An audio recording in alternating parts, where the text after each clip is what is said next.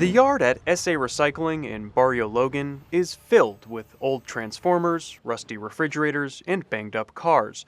General Manager Sergio Perez says all of it will be recycled into new products. I like it because every single day is different. You don't know what you're gonna receive. Maybe you're gonna receive a lot of aluminum.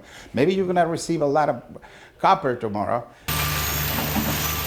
What they don't get much of these days are bottles and cans. That's because SA Recycling stopped participating in the state's bottle return program last year.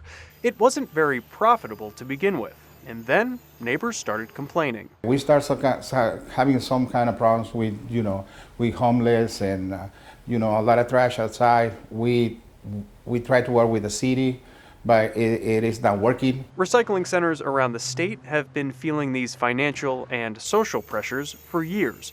Over the last decade, the state lost half of its bottle recycling centers, from big industrial operators to small vendors next to grocery stores. In San Diego County, the decline has been even more dramatic, and that means people are sending these containers to the landfill instead of recycling them. Susan Collins is president of the California-based Container Recycling Institute. She says that's alarming from an environmental perspective, but there's also a financial impact. Here's how California's recycling system works. When you go to the store to, say, buy a soda, you pay for the can of soda plus you pay another 5 cents. That nickel, or dime, if it's a larger bottle, is a deposit that the state holds onto. When the container is brought to a recycler, the deposit is returned.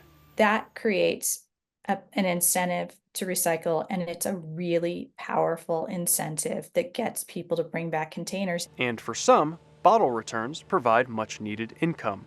But as recycling centers have closed, the recycling rate has also dropped. So what happens to all those unclaimed deposits? Well, they sit in a state fund that, in recent years, has grown and grown. As of last year, the fund had ballooned to nearly $820 million. Collins says this is a problem. The excess growth in the fund is the result of a program that isn't serving consumers as well as it should be, which turns their deposit effectively into a tax. And it's become a piggy bank for state leaders when the budget is tight.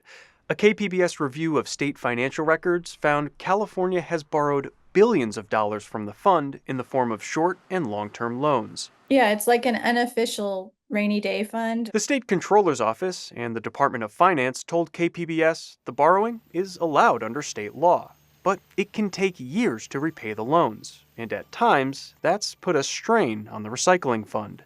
The practice has got some recent scrutiny from lawmakers. Here's Senator Ben Allen of Santa Monica at a committee hearing in February. If we're going to do this, we have to be very clear about the integrity of this fund. He was concerned about a proposed $125 million loan meant to help close the budget deficit. This was money that was explicitly, collected from consumers, for the purpose of improving our recycling rates. Last month, the proposed loan was nixed from the governor's budget. Cal Recycle is the state department that oversees the bottle deposit fund. They declined multiple interview requests. In an email, a spokesperson said the department is using money from the fund to improve the state's recycling system. But advocates say it's not enough. We should be investing in the recycling infrastructure. We know how to make it work. Mark Murray is executive director of Californians Against Waste.